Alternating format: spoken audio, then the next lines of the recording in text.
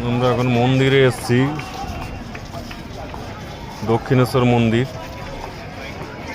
বন্ধুরা দেখছেন এখন দক্ষিণেশ্বর মন্দির। দক্ষিণেশ্বর মন্দিরে এখন কি বলে মঙ্গলবার।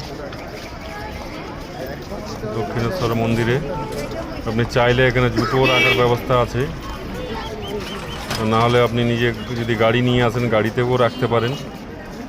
বাইক নিয়ে আসলে গাড়ির তাহলে জুতো তো এতে রাখতে হবে। পার্কিংয়ের ব্যবস্থা আছে, 2 চাকা 4 চাকা সবই পার্কিংয়ের ব্যবস্থা আছে। খুব সুন্দর পার্কিংয়ের ব্যবস্থা। 30 টাকা ঘন্টা হিসাবে নেয় 4 চাকা, 2 চাকা 20 টাকা।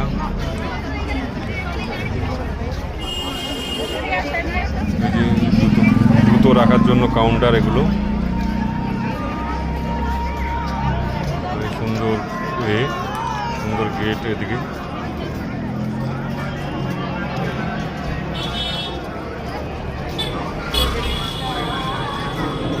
মন্দিরের ভিতরে এন্ট্রি গেট, এখান থেকে আপনারা ভিতরে ঢুকতে পারবেন পুজো দেওয়ার জন্য।